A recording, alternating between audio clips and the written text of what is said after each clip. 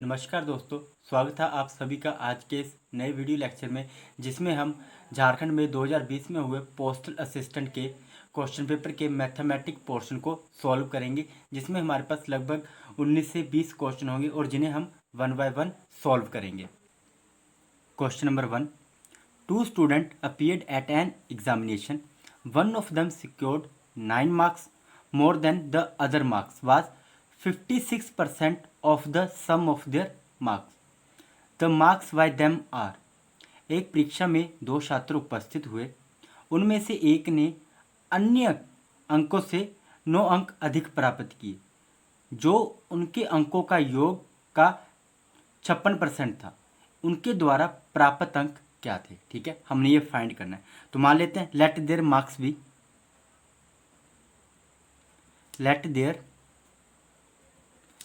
भी क्या आ जाएंगे हमारे पास? एक को मान लेते हैं x+9, x। ठीक है, यही बोला गया है यहाँ पे कि दो स्टूडेंट अपीयर हुए एग्जामिनेशन में, one of them secured 9 marks more. एक ने क्या किया? दूसरे से ज़्यादा मार्क्स लिए। कितने? 9। ठीक है, तो एक ने कितने लिए? x+9। तो दूसरे ने कितने? अगर दूसरे ने x लिए होंगे तभी तो पहले ने उससे 9 ज़्यादा लिए, तो वो कितने हो गए? x+9। ठीक है, और क्या बोला गया है? द अदर मार्क्स, ठीक है, the other marks was 56% of the sum of their mark. ठीक है, तो यहाँ पे लिख लेते हैं हम, क्या आ जाएगा हमारे पास? x+9 इज इक्वल टू 56% बोला है of sum of their marks, means x+9 उनके मार्क्स के सम। ठीक है, अब यहाँ से हम निकाल लेते हैं x+9 is equal to 56/100 into में कितना आ जाएगा? 2x+9। ठीक है, अब आगे फर्दर सोल्व करते हैं इसे। ठीक है, ये कट जाएगा, यहाँ पे किससे कटेगा? 2 से। 2 2 इज द 4, 2 8 द 16, 2 50 द 100, फिर से 2 से, 2 25 द 50, 2 1 द 2, 2 4 द 8। ठीक है, कितना आ गया? 14/25। ठीक है, तो यहाँ से क्रॉस मल्टीप्लाई भी साथ ही कर देते हैं, तो कितना आ जाएगा? 25 इंटू में x+9 is equal to 14 into में 2x+9। ठीक है, अब ब्रैकेट ओपन करते हैं यहाँ पे। ठीक है, 25x द 25x प्लस 25 9 से कितने होते हैं? 225 इज इक्वल टू 14 2 द 28x प्लस 49 द कितने होते हैं?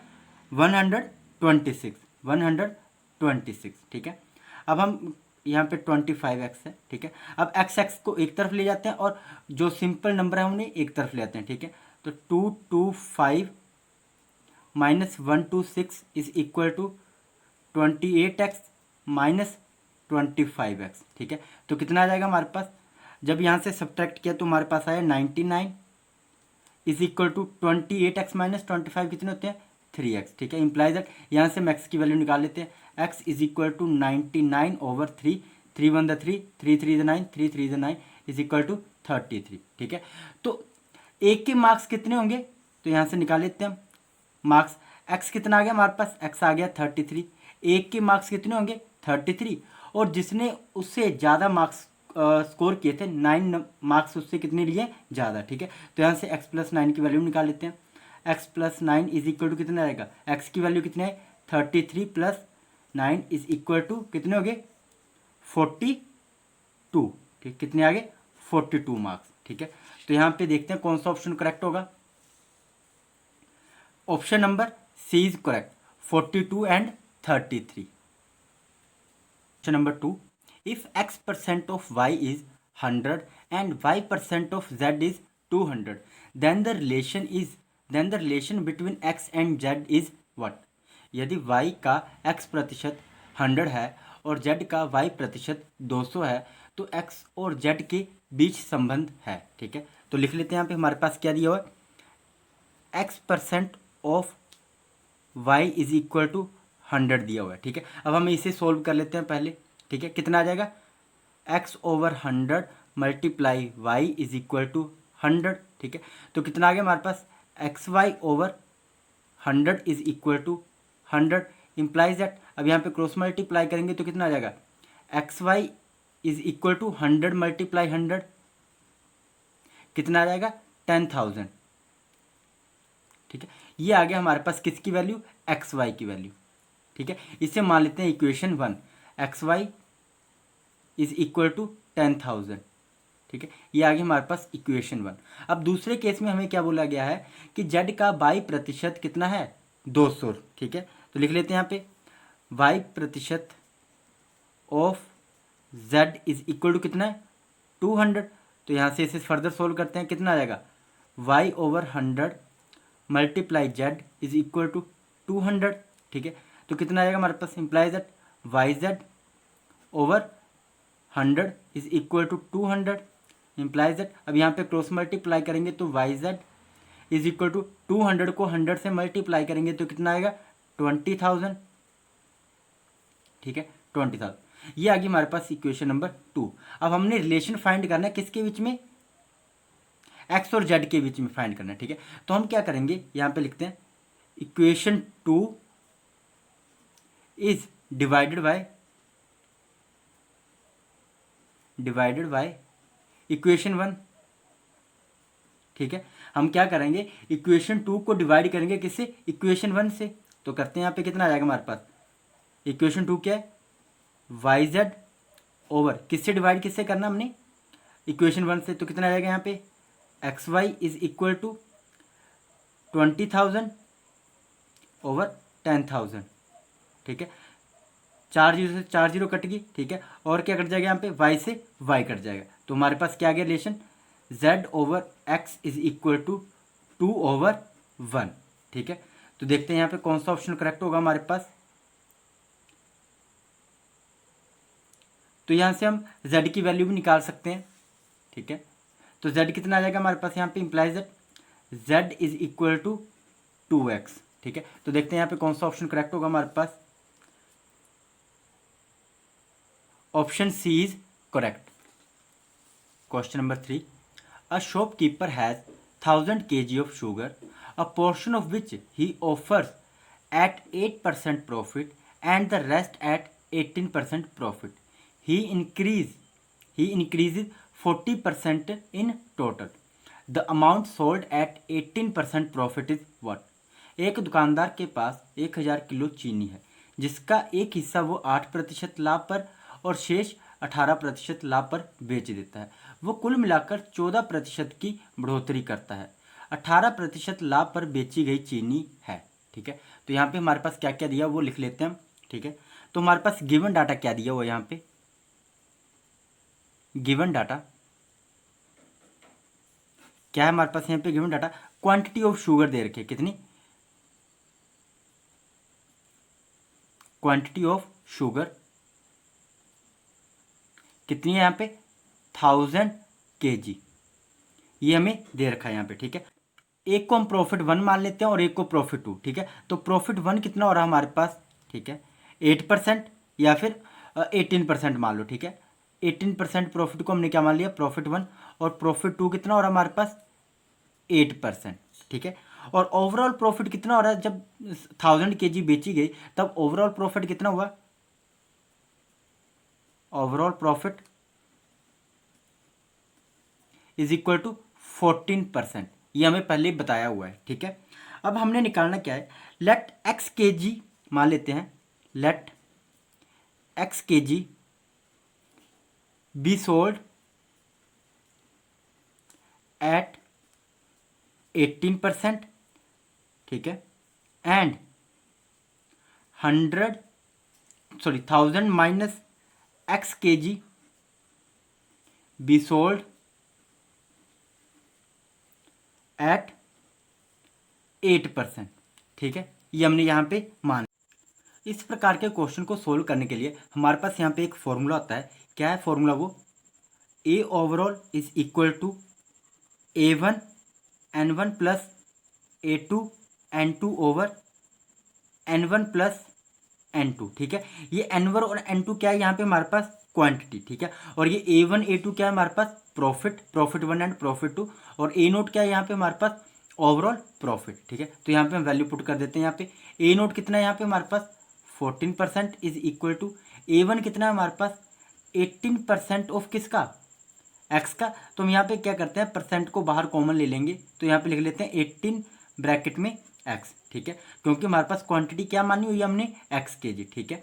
और साथ में क्या हमारे पास प्लस A2N2, A2 कितना हमारे पास 1000 माइनस एक्स के जी, ठीक है, तो कितना आ जाएगा A2 plus 1000 minus x into में 8, ठीक है, और परसेंटेज को हमने क्या कर लिया, बाहर कॉमन ले लिया, और ओवर क्या आएगा हमारे पास, ओवरऑल क्वांटिटी कितनी है, N1 plus N2 1000 kg, 1000 kg, ठीक है। तो जैसे यहाँ पे परसेंट कॉमन आया वैसे यहाँ पे kg भी कॉमन आ जाएगा, और kg से kg कट जाएगा और परसेंटेज से परसेंटेज कट जाएगा, ठीक है। तो हम क्या करेंगे, यहाँ पे 14 को 1000 के साथ मल्टीप्लाई करके सिंप्लीफाई करके लिखते हैं, तो कितना आ जाएगा हमारे पास 14,000 इज इक्वल टू, यहाँ पे ब्रैकेट ओपन करके लिखेंगे 18x plus 8000 the 8000 minus 8x, ठीक है। तो यहाँ पे सीधा सोल्व कर लेते हैं, 14,000 minus 8,000 is equal to 18x में से 8x गए तो कितना बचा हमारे पास 10x, ठीक है। तो 14,000 में से 8,000 गए तो यहाँ पे कितना बचा 6,000 इज इक्वल टू 10x, ठीक है। तो यहाँ से हम x की वैल्यू निकाल लेंगे, ठीक है। तो कितना आ जाएगा हमारे पास x is equal to 6,000 over 10, ठीक है। 0 से 0 कट गई तो हमारे पास क्या बच गया 600 kg, ठीक है। तो x हमने क्या माना था, let x kg be sold at 18%, ठीक है। तो x की वैल्यू कितनी आ गई हमारे पास यहाँ पे 600 kg, ठीक है। तो हमने यही फाइंड करना था, ठीक है, कि 18% के ऊपर कितनी क्वांटिटी हमने बेची, ठीक है। 18% के प्रॉफिट पे हमने कितनी क्वांटिटी बेची, तो वो कितनी आ गई 600 kg, ठीक है। तो यहाँ पे कौन सा ऑप्शन करेक्ट होगा हमारे पास, option B is correct then B by 40% and B is 20% less than C, then A ratio C is equal to what, यदि ए बी से 40% अधिक है और बी सी से 20% कम है तो ए अनुपात सी ज्ञात कीजिए, ठीक है। तो यहाँ पे हमने क्या करना है, ए और सी का अनुपात ज्ञात करना है, तो यहाँ पे हमें सी की वैल्यू नहीं दी हुई है, ठीक है। तो यहाँ पे मान लेते हैं सी इज इक्वल टू 100, ठीक है। तो अब उसके बाद हमें क्या दिया हुआ है कि जो बी है वो 20% लेस है किससे, सी से, ठीक है। तो हम यहाँ पे लिख लेते हैं B is equal to C minus 20% of C, ठीक है। यही बोला ना यहाँ पे, जो बी है वो क्या है 20% लेस है किससे, सी से, ठीक है। तो यहाँ पे हम इसे सॉल्व करके वैल्यू निकाल लेते हैं, कितना आ जाएगा सी कितना हमारे पास 100 माइनस 20% ऑफ सी, तो मीन्स 20 ओवर 100 मल्टीप्लाई में कितना आ जाएगा सी 100, तो 100 से 100 कट गया तो हमारे पास कितना बचा 80, ठीक है। तो बी की वैल्यू कितनी आ गई 80, ठीक है। और उसके बाद क्या बोला है, जो ए है, ठीक है, A is greater than B by 40%, ठीक है। तो क्या बोला है यहाँ पे, जो ए है वो बी से क्या है ग्रेटर है कितना 40%, ठीक है। तो बी प्लस 40% ऑफ बी, ठीक है। अब बी कितना आया हमारे पास 80 प्लस 40 ओवर 100 मल्टीप्लाई कितना आ जाएगा यहाँ पे 80, ठीक है। 0 से 0, एक 0 से ये 0, तो कितना आ गया हमारे पास 80 प्लस 32 इज इक्वल टू 112, ठीक है। कितना आ गया हमारे पास 112, ठीक है। तो हमसे पूछा क्या गया यहाँ पे ए और सी की रेशियो फाइंड करनी है हमने, तो हमें सी पता है और ए की वैल्यू भी पता चल गई, ठीक है। तो निकाल लेते हैं ए रेशियो सी, कितना आ गया हमारे पास, ए कितना 112 रेशियो सी कितना हमारे पास 100, ठीक है। या फिर हम इसे ऐसे भी लिख सकते हैं A over C is equal to 112 over 100, ठीक है। तो यहाँ पे हम इसे कैंसिल आउट करते हैं, ठीक है। किससे करें, सबसे पहले 2 से करते हैं, 250 द 100, 2 5 द 10, 2 6 द 12, ठीक है। फिर से 2 से 225 द 50, 2 2 द 4 और 2 8 द 16, तो कितना आ गया हमारे पास A over C is equal to 28 over 25, ठीक है। तो ए रेशियो सी का ए अनुपात सी कितना आ गया हमारे पास 28:25, ठीक है। तो कौन सा ऑप्शन करेक्ट होगा यहाँ पे? Option D is correct. Question number 5, on a certain some the simple interest at the end of 25/2 years become 3/4 of the sum. What is the rate % per annum? एक निश्चित राशि पर 25/2 वर्ष के अंत में साधारण ब्याज राशि का 3/4 हो जाता है। प्रति वर्ष दर प्रतिशत क्या है? ठीक है, तो यहाँ पे हमारे पास क्या दिया हुआ है? यहाँ पे हमारे पास टाइम दिया हुआ है, ठीक है। टाइम कितना दिया हुआ है? 25/2 year, ठीक है। और क्या दिया है यहाँ पे हमारे पास? प्रिंसिपल दिया हुआ है। प्रिंसिपल को मान लेते हैं यहाँ पे एक्स, ठीक है। और सिंपल इंटरेस्ट कितना हो जाता है? प्रिंसिपल का हो जाता है 3/4, ठीक है। ये हमें यहाँ पे हमने मान लिया, ठीक है। प्रिंसिपल को हमने एक्स मान लिया, तो सिंपल इंटरेस्ट कितना बोला था यहाँ पे? तो सिंपल इंटरेस्ट कितना हो जाएगा यहाँ पे? बिकम 3/4 ऑफ द सम, ठीक है। और तो हमने यहाँ पे फाइंड क्या करना है? रेट हमने यहाँ पे फाइंड करना है, ठीक है। ये पूछा प्रति वर्ष दर क्या है, ठीक है। तो हमने यहाँ पे क्या करना है? रेट फाइंड करना है, ठीक है। तो यहाँ पे हम सिंपल इंटरेस्ट का फॉर्मूला लगा देंगे। Simple interest is equal to principal multiply rate multiply time over 100 is implies that simple interest कितना आ गया हमारे पास? 3/4x is equal to principal कितना हमारे पास? x मल्टीप्लाई रेट हमने फाइंड करना है, तो कितना आएगा? r/100। और टाइम कितना दिया हुआ है? 25/2 ईयर, ठीक है। 25 on the 25 for the 100, ठीक है। तो ये 4 से यहाँ से सीधा 4 कट जाएगा, ठीक है। और x से x कट जाएगा, ठीक है। तो हमारे पास जब इस 3 और 2 को मल्टीप्लाई करेंगे तो रेट कितना आ जाएगा हमारे पास? रेट इज इक्वल टू 6%, ठीक है। तो ये हमने यहाँ पे फाइंड करना था रेट, ठीक है। तो कौन सा ऑप्शन करेक्ट होगा यहाँ पे? देखते हैं। Option C is correct. Question number 6, find the rate of interest when ₹640 amount to ₹841 and 60 paise for the period 2 year 7 month and 15 days at a simple rate of interest. ब्याज की दर ज्ञात करें जब 640 रुपये की राशि 841 रुपये और 60 पैसे 2 साल 7 महीने और 15 दिनों की साधारण ब्याज दर पर हो, ठीक है। तो यहाँ पे हमारे पास प्रिंसिपल कितना दिया हुआ है? प्रिंसिपल हमारे पास दिया हुआ है, प्रिंसिपल इज इक्वल टू 640, ठीक है। और अमाउंट कितना दिया हुआ हमारे पास? यहाँ पे अमाउंट दिया हुआ है 841.60 पैसे।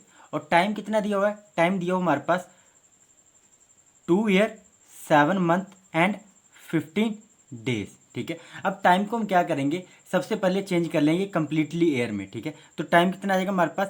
2 year तो कंप्लीट है, 2 year और 7 month and 15 day means 7.5 month। तो यहाँ पे लिख सकते हैं 7.5 मंथ, ठीक है। तो अब इस मंथ को हम क्या करेंगे? ईयर में चेंज कर लेंगे। तो कितना आ जाएगा? 2 year, ठीक है। 7.5 ओवर ईयर में चेंज करना है, तो हम क्या करेंगे? 12 मंथ से डिवाइड कर देंगे। तो टाइम कितना आ जाएगा हमारे पास? अब 2 इंटू में 75/120, ठीक है। अब ये कट जाएगा हमारे पास, किससे कटेगा? 3 से करते हैं, ठीक है। 3 2 द 6, 3 5 द 15, ठीक है। 3 4 द 12 0, ठीक है। अब किससे कटेगा ये? 5 से। 5 5 द 25, 5 8 द 40, ठीक है। अब नेक्स्ट स्टेप क्या होगा हमारे पास? अब इसे कैसे लिखेंगे? इज इक्वल टू 2 इंटू या फिर 2 इंटू कितना आएगा? 2 इंटू 5/8 और मिक्स फ्रैक्शन में लिख सकते हैं हम इसे 2 5/8, ठीक है। तो कितना आ जाएगा जब हम इसे सोल्व करेंगे? मिक्स फ्रैक्शन से सिंपल फ्रैक्शन में चेंज करेंगे। 8 टू द 16 प्लस 5 कितने होते हैं? 21/8। तो ये आ गया हमारे पास। टाइम कितना आ गया? 21/8 ईयर, ठीक है। तो अब हमने फाइंड क्या करना है यहाँ पे? हमने यहाँ पे रेट फाइंड करना है, ठीक है। क्या फाइंड करना हमने यहाँ पे? रेट। तो अभी यहाँ पे हमारे पास टाइम तो आ गया, ठीक है। अब यहाँ पे हम सिंपल इंटरेस्ट भी निकाल लेते हैं, ठीक है। सिंपल इंटरेस्ट निकालने का क्या फॉर्मूला होता है? Simple interest is equal to amount minus principal. Amount कितना हमारे पास यहाँ पे? अमाउंट हमारे पास 841.60 पैसे और प्रिंसिपल कितना है यहाँ पे? 640, ठीक है। तो यहाँ पे सब्ट्रैक्ट किया तो हमारे पास कितना आ जाएगा? करते हैं यहाँ पे 841.6 पैसे माइनस 640, तो यहाँ पे करते हैं माइनस 640.00, तो कितना आ जाएगा 0.6 तो हमारे पास सिंपल इंटरेस्ट कितना आ गया इज इक्वल टू 201.60। ठीक है, ये आ गया हमारे पास सिंपल इंटरेस्ट। अब हमने क्या करना है, रेट फाइंड करना है, तो सिंपल इंटरेस्ट का फॉर्मूला यहाँ पे अप्लाई करते हैं। Simple interest is equal to principal multiply rate multiply time over 100। ठीक है, तो इम्प्लाई सिंपल इंटरेस्ट कितना आ गया हमारे पास 201.6, जीरो को रहने देते हैं यहाँ पे, ओवर 100 इज इक्वल टू कितना आ जाएगा, प्रिंसिपल कितना हमारे पास, प्रिंसिपल है हमारे पास 640 मल्टीप्लाई में रेट हमने फाइंड करना है, और टाइम कितना दिया हुआ है, टाइम है हमारे पास 21/8 मल्टीप्लाई में रेट ओवर 100। ठीक है, तो इसे फर्दर सोल्व करते हैं आगे, क्या आ जाएगा हमारे पास 201.6 को हम क्या करेंगे 100 से मल्टीप्लाई कर देते हैं यहाँ पे, या फिर ये जीरो को यहीं पे काट लेते हैं, जीरो के साथ 8 से कट जाएगा, 8 1 द 8, 8 8 द 64। ठीक है, तो 10 बचा, जब 10 को 201.6 से मल्टीप्लाई करेंगे तो हमारे पास कितना आ जाएगा 2016 इज इक्वल टू बचेगा क्या हमारे पास यहाँ पे 8 multiply 21 multiply rate, 216 is equal to 168 multiply rate. ठीक है, तो यहाँ से हम रेट निकाल लेते हैं, कितना आएगा 216 over 168 is equal to rate. ठीक है, अब 160 को 12 के साथ मल्टीप्लाई करेंगे तो कितना आएगा 216, तो 168 12 द 216, तो हमारे पास रेट कितना आ गया यहाँ पे, रेट इज इक्वल टू 12%। ठीक है, तो ये हमने फाइंड करना था। ठीक है, तो कौन सा ऑप्शन करेक्ट होगा यहाँ पे, option B is correct. Number 7, the average age of a class is 15.8 year, the average age of the boys in the class is 16.4 year, while that of the girls is 15.4 year. What is the ratio of boys to girl in the class? एक कक्षा की औसत आयु 15.8 वर्ष है। कक्षा में लड़कों की औसत आयु 16.4 वर्ष है, जबकि लड़कियों की 15.4 वर्ष है। कक्षा में लड़कों का लड़कियों से अनुपात क्या है। ठीक है, तो यह हमने फाइंड करना है। ठीक है, तो हम मान लेते हैं let the number of boy and girl in the class be X and Y.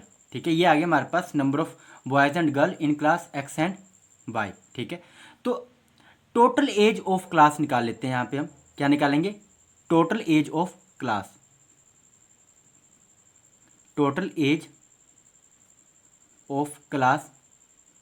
ठीक है, क्या आ जाएगी हमारे पास टोटल एज ऑफ क्लास। पहले तो एवरेज एज कितनी देर की है हमारे पास यहाँ पे 15.8 ईयर। ठीक है, तो टोटल एवरेज ऑफ क्लास कितनी आ जाएगी इज इक्वल टू 15.8 ब्रैकेट में एक्स प्लस वाई। ठीक है, यही बोला ना मैं, टोटल एवरेज ऑफ क्लास कितनी आ जाएगी 15.8 इंटू में एक्स प्लस वाई।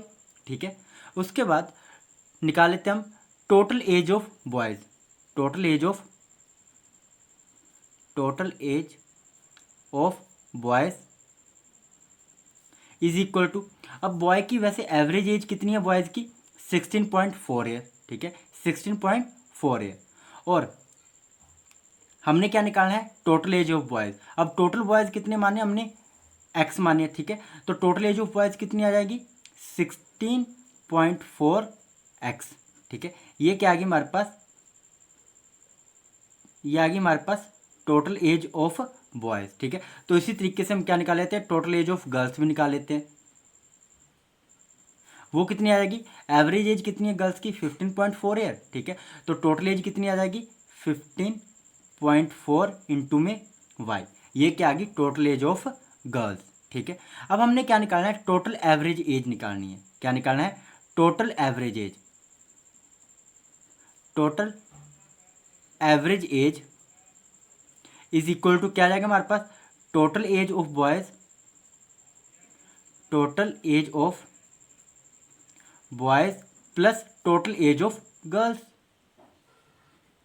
तो टोटल एवरेज एज कितनी आ गई हमारे पास यहाँ पे 15.8x, 15.8x plus 15.8y is equal to total age of boys कितनी है 16.4x plus total age of girls कितनी है 15.4y। ठीक है, तो यहाँ से हम एक्स एक्स की वैल्यू एक तरफ ले आएंगे और वाई वाई को एक तरफ। ठीक है, तो एक्स को एक तरफ ले जाते हैं और वाई को एक तरफ, तो 15 पॉइंट कितना आएगा हमारे पास 15.8y minus 15.4y is equal to 16.4x minus 15.8x।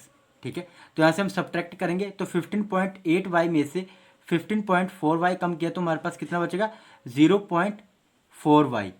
ठीक है, और इज इक्वल टू 16.4x में से हमने 15.8x माइनस किया तो हमारे पास बचेगा 0.6x। ठीक है, तो हमने क्या करना है यहाँ पे x और y की रेशियो फाइंड करनी है। ठीक है, तो y को उस तरफ ले जाते हैं तो क्या आ जाएगा हमारे पास 0.4/0.6 is equal to x over y। ठीक है, तो जब हम इसे फर्दर सोल्व करेंगे आगे तो क्या आ जाएगा हमारे पास x over y is equal to 4/10/6/10। ठीक है, तो ये आ जाएगा हमारे पास फ्रैक्शन में आ जाएगा। ठीक है, क्योंकि जब हमने डेसिमल रिमूव किया तो हमारे पास इस तरीके से आ जाएगा, तो 10 से 10 कट जाएगा, 2 2 ज़ 4, 2 3 ज़ 6, तो एक्स वाई की रेशियो कितनी आ गई 2/3। ठीक है, तो हमारे पास यहाँ पे कौन सा ऑप्शन करेक्ट होगा, तो बेसिकली यहाँ पे जो नंबर ऑफ बॉयज़ हैं वो कितने हैं क्लास में 2 और नंबर ऑफ गर्ल्स कितनी है क्लास में 3। ठीक है, तो यहाँ पे एक्स और वाई की रेशियो कितनी आ गई 2/3। तो कौन सा ऑप्शन करेक्ट होगा यहाँ पे, यहाँ पे कोई भी नहीं है तो यहाँ पे क्या आएगा none of these. Question number 8, 5 years ago the average age of A, B, C and D was 45 years. With E joining them, now the average age of all the 5 is 49 years. How old is E? ठीक है, 5 वर्ष पहले A, B, C और D की औसत आयु 45 वर्ष थी और E उनके साथ जुड़ गया। अब उन सभी पांचों का औसत 49 वर्ष है। ई की आयु कितनी होगी, तो यहाँ पे हमने क्या करना है ई की एज यहाँ पे हमने फाइंड करनी है। ठीक है, तो बिफोर 5 ईयर क्या हमारे पास फर्स्ट केस बिफोर 5 ईयर। ठीक है, total age of A B C D, total age of A B C and D कितनी है हमारे पास 45 × 4 इज इक्वल टू कितना आएगा 180 ईयर। तो इन चारों की यहाँ पे एवरेज एज कितनी दे रखी थी 45 ईयर। ठीक है, तो इन चारों की टोटल एज कितनी आ गई 45 × 4 इज इक्वल टू 180 ईयर। ठीक है, तो यहाँ से अब हम इनकी प्रेजेंट एज निकाल लेते हैं, इन चारों की present age of A B C and D is equal to कितनी आ जाएगी 180 प्लस। ठीक है, कितना आ जाएगा प्लस में हमारे पास 20। ठीक है, कितना आ गया 20। अब इन चारों की 5 साल में एज भी तो बढ़ी है। ठीक है, तो 4 × 5 कितना हो जाएगा 20, तो टोटल एज कितनी होगी इनकी अब यहाँ पे 200 ईयर। ठीक है, ये क्या आ गई present age of A B C and D is equal to 200 year. ठीक है, तो ऐसे हम निकाल लेते हैं। अब विद ज्वाइनिंग ई, जब इनको जी ने जब इन सभी को ज्वाइन किया, with joining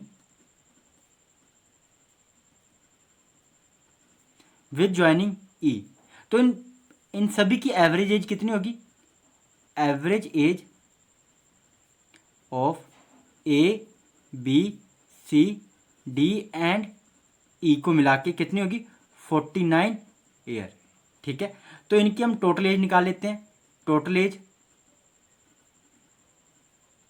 A B C D and D is equal to 49 × कितना हो जाएगा 5। ठीक है, तो कितना आ गया 5 9 से कितने होते हैं 5 9 = 45, 5 4 5 4 = 20, 20 + 4 24, तो इनकी टोटल एज कितनी आ गई 245 ईयर। तो अब हमने क्या निकालना है age of E, age of E हमने फाइंड करनी है। तो एज ऑफ ई कैसे निकालेंगे, is equal to total age of, क्या है हमारे पास, total age of A B C D E. तो लिख लेते हैं यहाँ पे total age of A B C D and E minus क्या आ जाएगा हमारा present age of A B C and D. ठीक है, तो हमारे पास total age of A B C D E कितनी है, हमारे पास कितनी है यहाँ पे 245 minus present age of A B C D की कितनी है 200 ईयर। तो 200 इज इक्वल टू कितना आ गया 45 ईयर। ठीक है, तो एज ऑफ ई कितनी आ गई 45 ईयर। तो कौन सा ऑप्शन करेक्ट होगा यहाँ पे देखते हैं, option C is correct.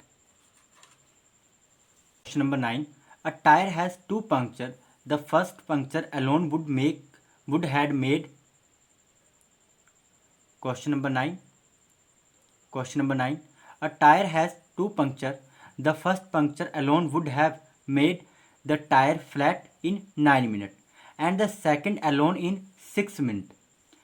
If air leaks out at a constant rate, how long it does take both the puncture together to make it flat? एक टायर में 2 पंक्चर होते हैं, अकेले पहले पंचर ने टायर को 9 मिनट में और दूसरे को अकेले 6 मिनट में समतल कर दिया होगा। यदि हवा एक स्थिर दर से बाहर निकलती है तो दोनों पंचर को एक साथ समतल करने में कितना समय लगता है। ठीक है, तो मान लेते हैं यहाँ पे हमारे पास क्या है, 2 टायर हैं, एक टायर है ए और एक टायर है बी। ठीक है, एक टायर को ख़त्म करने अकेले में कितना टाइम लग रहा है 9 मिनट का टाइम। ठीक है, और दूसरे को कितना लग रहा है 6 मिनट का। ठीक है, तो इन दोनों का टोटल यूनिट वर्क निकाल लेते हैं हम, कितना आएगा एलसीएम ऑफ 9 एंड 6। ठीक है, तो 9 और 6 का एलसीएम कितना आएगा हमारे पास 18 यूनिट। कितना आ गया 18 यूनिट। ठीक है, तो हम ए का वर्क निकाल लेते हैं, ए कितना करेगा 2 यूनिट वर्क करेगा पर मिनट में, 2 यूनिट पर मिनट।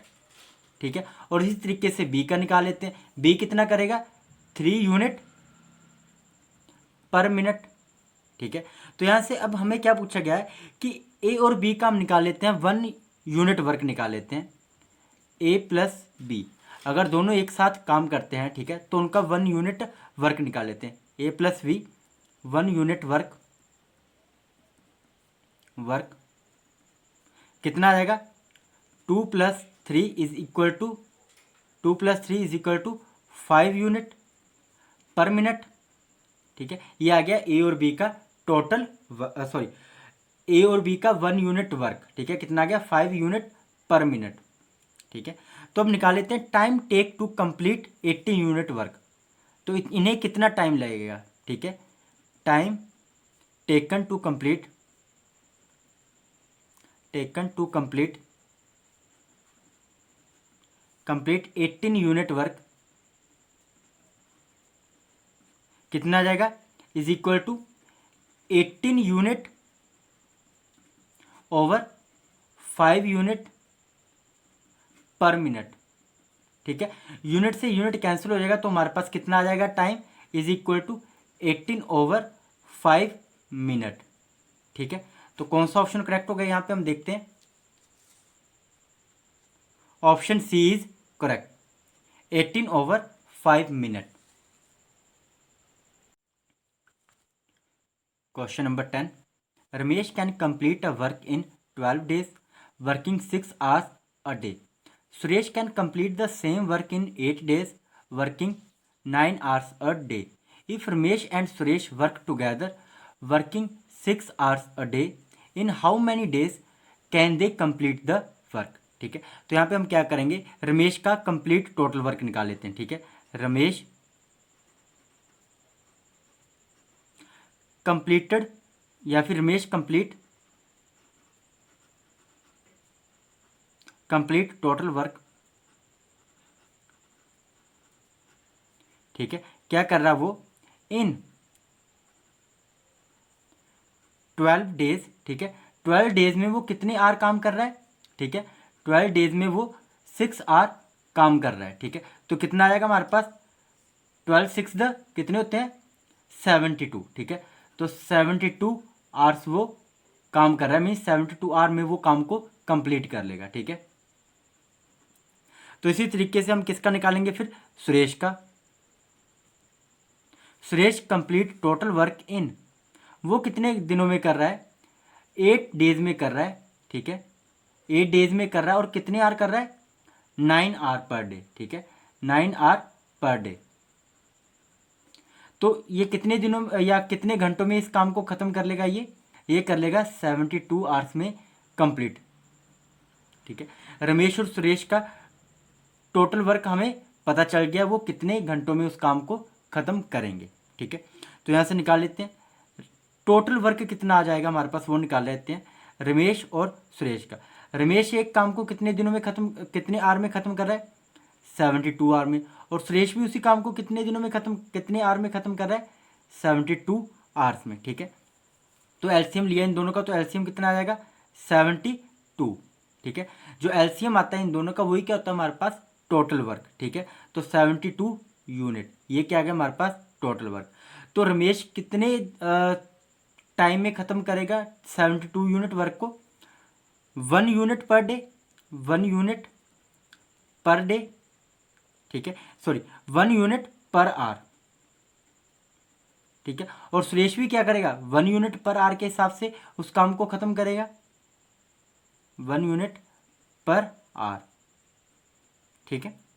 तो अब निकाल लेते हैं यहाँ पे रमेश और सुरेश का 1 आवर वर्क निकाल लेते हैं। रमेश प्लस सुरेश, जब वो दोनों एक साथ मिलके काम करेंगे तो उनका 1 आवर का वर्क निकाल लेते हैं। Ramesh and Suresh 1 hour work कितना आ जाएगा, रमेश कितना कर रहा है 1 घंटे में, 1 यूनिट वर्क, ठीक है। और सुरेश भी कितना कर रहा है 1, तो कितना आ गया हमारे पास is equal to 2 unit, 2 unit पर आवर, ठीक है। तो यहाँ पे निकाल लेते हैं कि रमेश और सुरेश मिलके, ठीक है, 72 यूनिट वर्क को कितने आवर में खत्म करेंगे पहले, ठीक है। तो निकाल लेते हैं Ramesh plus Suresh finish 72 unit work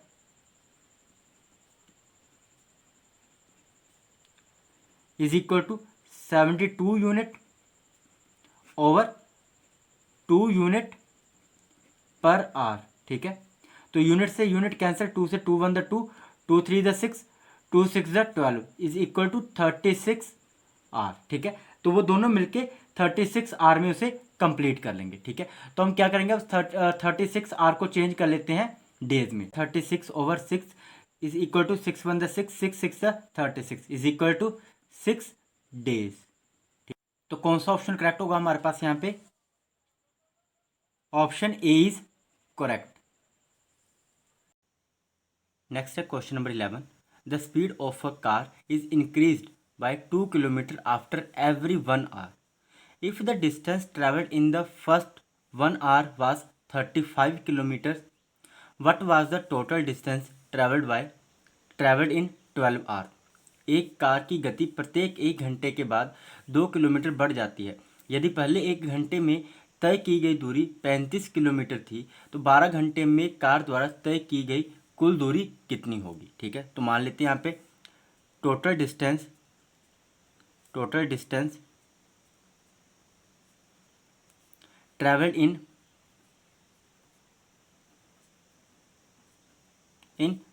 12 hours. First hour में कितना कवर किया उसने, 35, ठीक है।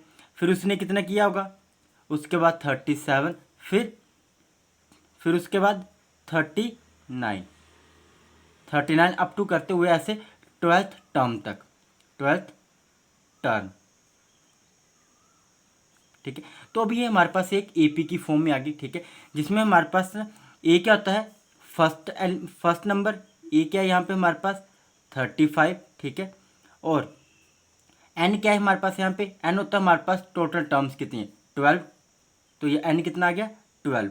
और डी क्या होता है हमारे पास कॉमन डिफरेंस, ये A1 है हमारे पास, ये A2 है, और कॉमन डिफरेंस कैसे निकलता है A2 माइनस A1 करके। तो A2 माइनस A1 37 माइनस 35 किया तो कितना आया 2, तो ये आ गया हमारे पास 2, ठीक है। तो अब यहाँ पे हमारे पास फॉर्मूला यूज़ होगा SN S N is equal to n over two bracket में 2a plus n minus one d bracket close, ठीक है। तो यहाँ पे हम वैल्यू पुट कर देंगे, एन कितना है 12, तो सम ऑफ 12 टर्म, ठीक है। मीन जब हम इन 12 टर्म का सम निकालेंगे तो हमारे पास वो टोटल डिस्टेंस आ जाएगा, ठीक है।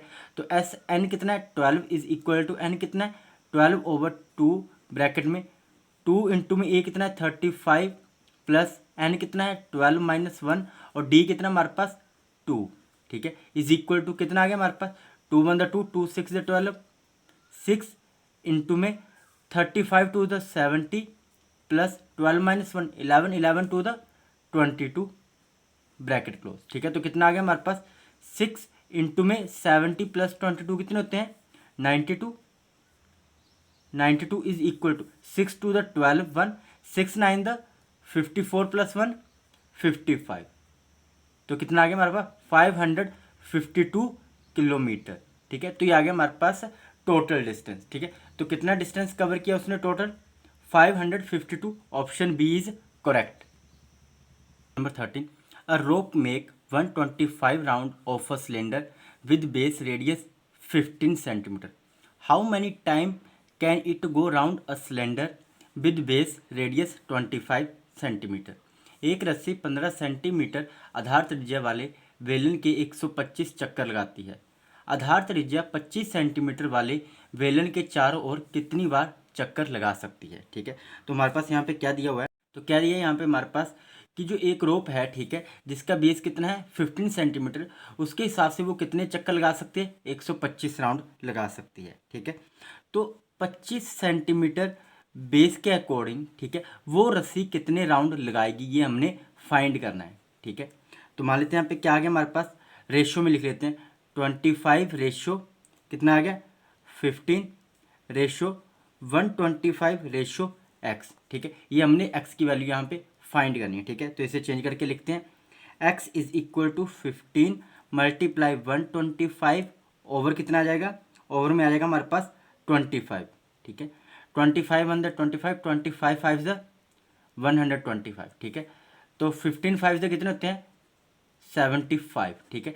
तो यहाँ पे कितने राउंड लगेंगे 75 राउंड, ठीक है। लिख लेते हैं यहाँ पे 75 राउंड। तो कौन सा ऑप्शन करेक्ट होगा यहाँ पे, option B is correct. Question number 15, simplify bracket 8 divided by 8 of 8 plus 8 bracket close divided by bracket 8 divided by 8 multiply 8 plus 8, ठीक है। तो हम इसे पहले सिंप्लीफाई करके लिखते हैं थोड़ा सा, क्या आएगा हमारे पास ब्रैकेट में 8 डिवाइडेड बाई 8 ऑफ का मतलब क्या था मल्टीप्लाई करना, तो हम इसे ब्रैकेट में लिख लेंगे 8 मल्टीप्लाई 8 प्लस 8 ब्रैकेट क्लोज। अब डिवाइड है, डिवाइड का मतलब क्या था अपॉन, ठीक है। अपॉन में कितना आ जाएगा ब्रैकेट में, अब देखो 8 डिवाइडेड बाई 8 मल्टीप्लाई 8 प्लस 8, ठीक है। यहाँ तक हमने कर लिया, ठीक है। अब नेक्स्ट स्टेप हमारे पास चलेगा यहाँ पे बोर्ड मास, ठीक है। बोर्ड मास दोनों जगह अलग अलग चलेगा, यहाँ पे भी बोर्ड मास रूल चलना है और यहाँ पर भी बोर्ड मास रूल रहेगा। तो सबसे पहले हम क्या करेंगे, इस ब्रैकेट पोर्शन को सॉल्व करेंगे, ठीक है। तो 8 8 कितने होते हैं 64, तो आ गया 8 divided by 64 plus 8 bracket close over. अब नीचे बोर्ड मास रूल भी लगेगा, ठीक है। तो नीचे क्या आ जाएगा हमारे पास पहले ब्रैकेट ऑफ डिवीजन। अब यहाँ पे हमारे पास ब्रैकेट तो है, ठीक है, बट ब्रैकेट के अंदर कोई ब्रैकेट नहीं है, ठीक है। तो जो ब्रैकेट के अंदर पार्ट है वहाँ पे सबसे पहले हम डिवीजन वाला स्टेप करेंगे। तो मीन्स 8 से 8 कट जाएगा, तो यहाँ पे कितना बचेगा 1, ठीक है। तो लिख देंगे 1 मल्टीप्लाई 8 प्लस 8, ठीक है। अब इसे फर्दर आगे सॉल्व करते हैं तो कितना आ जाएगा 8 ओवर 64 प्लस 8 ओवर 1, ठीक है। ओवर में कितना आ जाएगा 8 इंटू 8 प्लस 8, ठीक है। 8 1 8, ठीक है। मल्टीप्लाई के बाद नेक्स्ट स्टेप क्या है यहाँ पे एडिशन, तो कितना आ गया हमारे पास 8 प्लस 8। अब नेक्स्ट स्टेप में फिर से सोल्व करते हैं, एलसीएम लेंगे। एलसीएम कितना आएगा हमारे पास 64, या यहाँ पे काट लेते हैं पहले 8 1 8 8 8 8 द 64, तो कितना आ गया हमारे पास 1 ओवर 8 प्लस 8 ओवर 1। तो यहाँ पे इनका एलसीएम लिया कितना आ गया 8 8 से 8 का डिवाइड किया तो कितना है 1 प्लस 8 8 8 द 64 ओवर में कितना आ गया हमारे पास 8 प्लस 8 16, ठीक है। अब आगे फर्दर सोल्व करते हैं। ये जो है हमारे पास, ठीक है, ये मेन डिवाइड है हमारे पास, ठीक है, ये वाली, ठीक।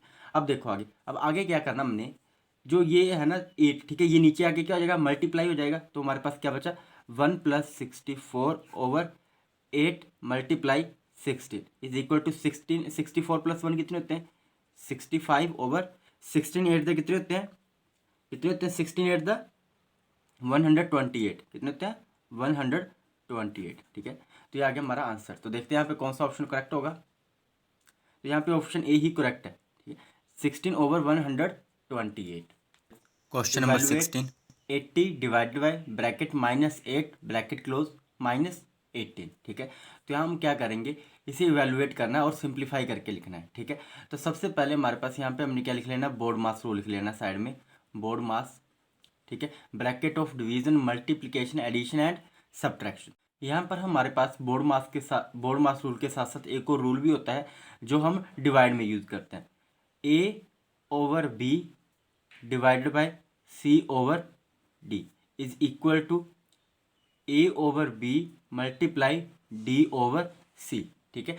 तो यही रूल हम यहाँ पे भी यूज़ करेंगे, ठीक है। तो क्या आएगा हमारे पास यहाँ पे 80 मल्टीप्लाई 1/-8 -18, ठीक है। तो 8 से 8 1 द 8, 8 10 द 80, तो क्या बच गया हमारे पास, -10 -18, और माइनस माइनस क्या होते हैं, प्लस। तो क्या आ जाएगा हमारे पास, प्लस माइनस के 28, ठीक है। तो कौन सा ऑप्शन करेक्ट होगा यहाँ पे, ऑप्शन सी इज करेक्ट।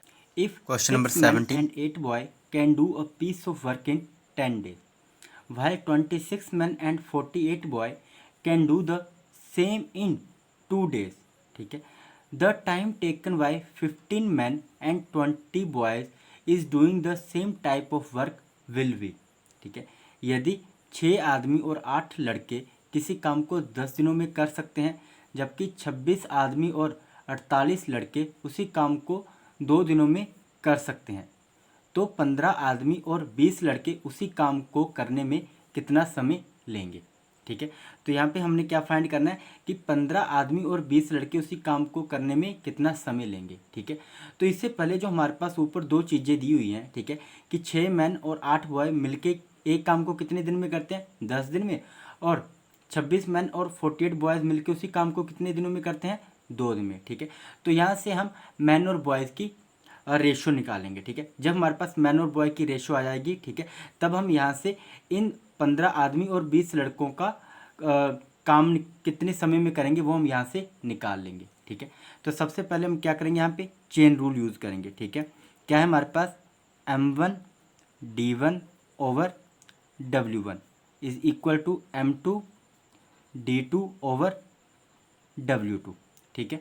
तो यहाँ पे M1 क्या आ जाएगा हमारे पास, 6 मैन प्लस 8 बॉयज़, ठीक है, ओवर, सॉरी, मल्टीप्लाई में कितना आ जाएगा, कितने दिनों में काम को ख़त्म कर रहे हैं वो, 10 दिन में, मल्टीप्लाई में आ गया 10, ओवर वर्क कितना है, 1 यूनिट वर्क, ठीक है, इज इक्वल टू M2 में क्या हमारे पास, 26 मैन प्लस 48 बॉय, ठीक है। ये कितने दिनों में काम को ख़त्म कर रहे हैं, 2 डेज में, ठीक है। तो ओवर में कितना आ गया, सेम वर्क था, ठीक है। तो यहाँ पे भी वर्क कितना आ गया, 1 यूनिट, ठीक है। तो 2 से यहाँ पे कट जाएगा, 2 1 द 2, 2 5 द 10, ठीक है।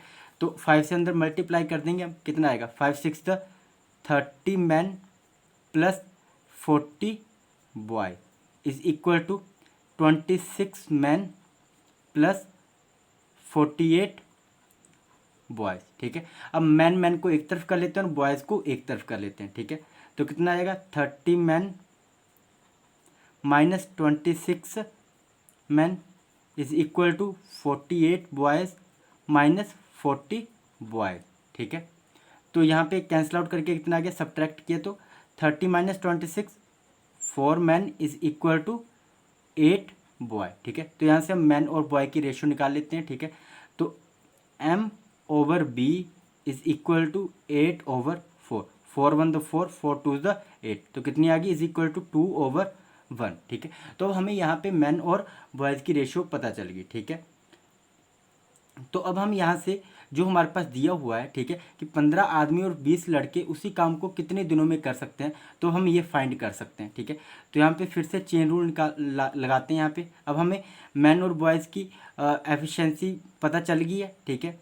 तो 6 आदमी, ठीक है, 6 मैन एक काम को कितने दिनों में करेंगे, 2 दिनों में, ठीक है। और 8 बॉयज़ कितने दिनों में करेंगे, 1 दिन में, ठीक है। तो यहाँ पे बॉयज़ और मैन की एफिशिएंसी पुट करेंगे, ठीक है, और फिर इनका काम निकालेंगे, ठीक है। तो यहाँ पे फिर से चेन रूल अप्लाई करते हैं, ठीक है, और इसमें वैल्यू पुट कर देते हैं, ठीक है। 6 मैन, ठीक है, मैन की एफिशिएंसी कितनी है, 2 यूनिट वर्क पर डे। तो 6 × 2 प्लस कितना आ जाएगा आगे, 8 × 1 ब्रैकेट में कितना आ गया, मल्टीप्लाई में 10, bracket close, multiply 10 over 1 unit work is equal to, पूछा क्या गया हमसे यहाँ पे, 15 आदमी और 20 लड़के उस काम को कितने दिनों में ख़त्म करेंगे। तो यहाँ पे हमने क्या करना है, डेज फाइंड करने हैं, ठीक है, कि कितने दिनों में ख़त्म करेंगे। 15 मैन, ठीक है, मैन की वैल्यू कितनी आ गया, मैन की एफिशिएंसी 2, 15 × 2, ठीक है, प्लस बॉयज़ कितने हैं यहाँ पे हमारे पास 20, तो 20 × 1 और कितने दिनों में ख़त्म करेंगे ये हमने फाइंड करना है, ओवर 1 यूनिट वर्क। तो यहाँ पे D2 मान लेते हैं इसे, ठीक है। तो कितना हो जाएगा, 6 × 2 = 12, 12 + 8 20, और 20 को 10 से मल्टीप्लाई किया तो कितना आ गया, 200, ठीक है। 200 इज इक्वल टू 15 × 2 = 30, और 30 + 20 कितने होते हैं, 50, ठीक है। तो 50 × D2, ठीक है। तो 50 को यहाँ पे क्रॉस मल्टीप्लाई कर लेते हैं यहाँ से, तो कितना आएगा, 200 over 50 is equal to D2, ठीक है। 0 से 0, 5 × 5, 5 × 20, तो यहाँ पे हमारे पास कितने डेज आ गए, इज इक्वल टू 4 डेज, ठीक है। तो 15 आदमी और 20 लड़के उस काम को कितने दिनों में ख़त्म करेंगे, 4 दिन में ख़त्म करेंगे, ठीक है। तो यहाँ पे कौन सा ऑप्शन करेक्ट होगा, option A is correct. Question number 8, what is the simplified value of this, ठीक है। ब्रैकेट के अंदर फिर से ब्रैकेट है, 1/3 divided by 1/3 multiply 1/3 bracket close, divided by bracket 1/3 divided 1/3 of 1/3 bracket close and whole bracket close minus 1/18। तो हमारे पास ये हमें इक्वेशन दी हुई है, ठीक है। इसे हमने क्या करना है, सिंप्लीफाई करना है, ठीक है।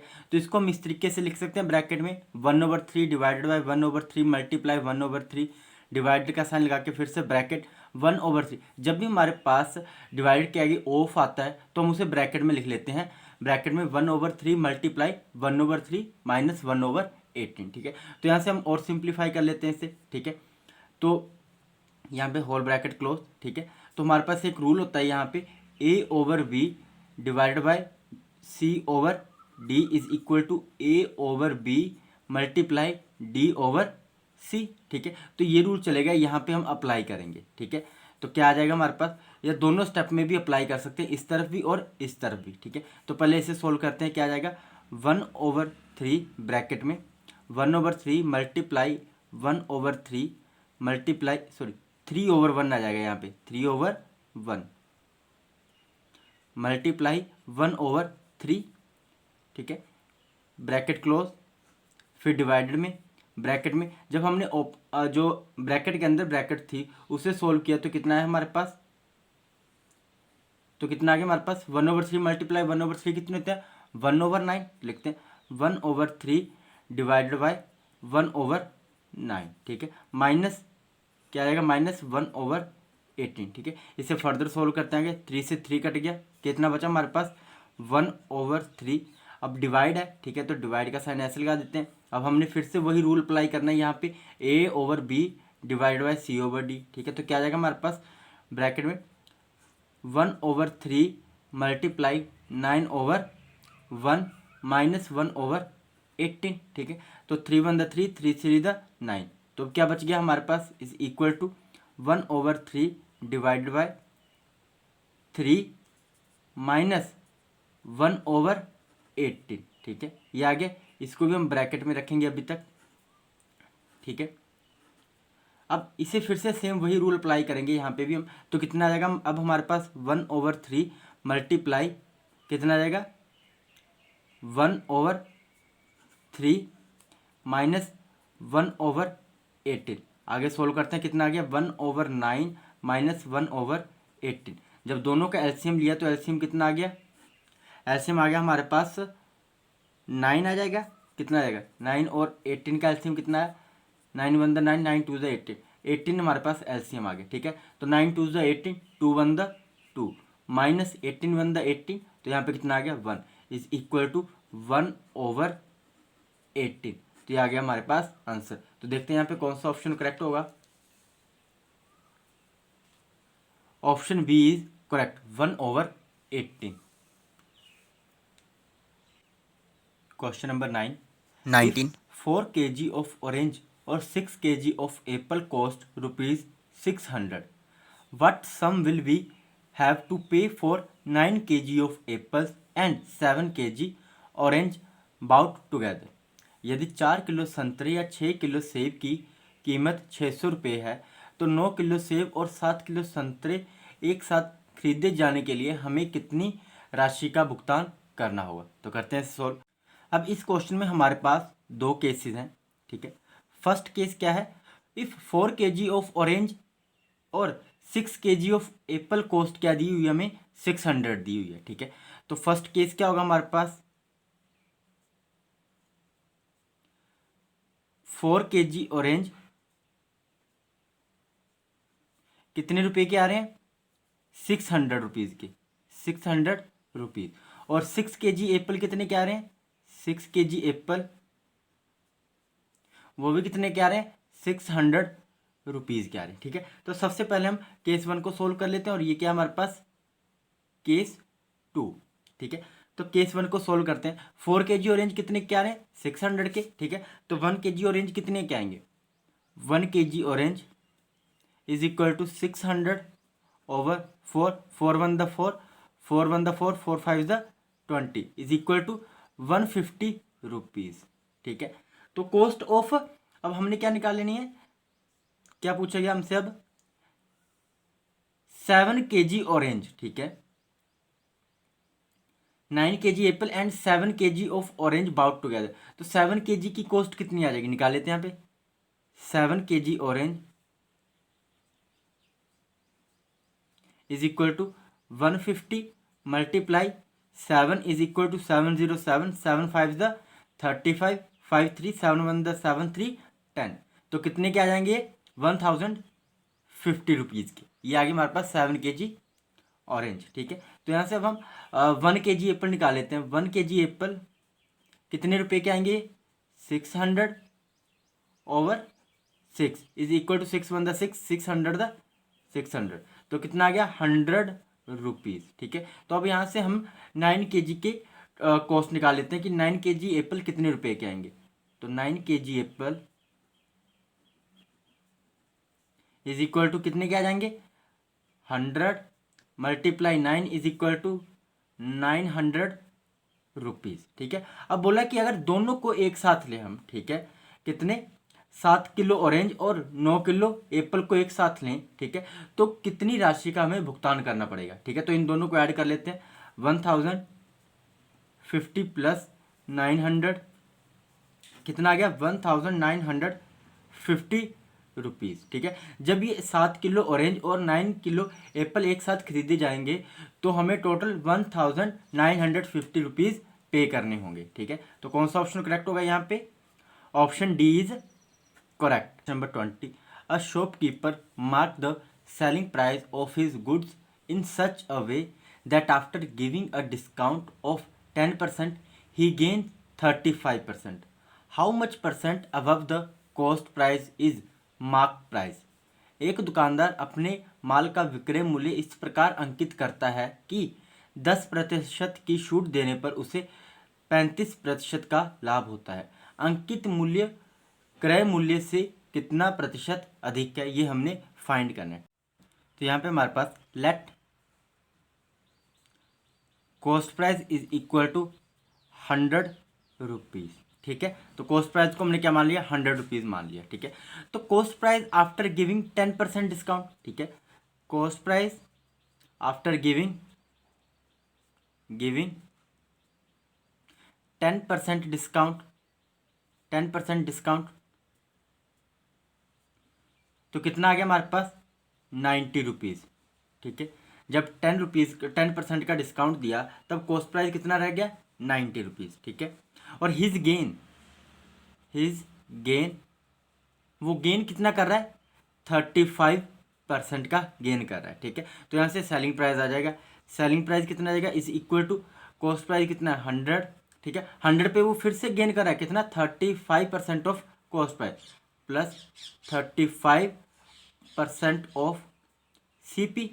तो इसे फर्दर सोल्व करते हैं कितना आ जाएगा 100 प्लस 35/100 मल्टीप्लाई 100 से 100 कैंसिल, तो क्या बच गया 100 plus 35 is equal to 135 rupees. ये क्या आ गया हमारे पास अब सेलिंग प्राइस।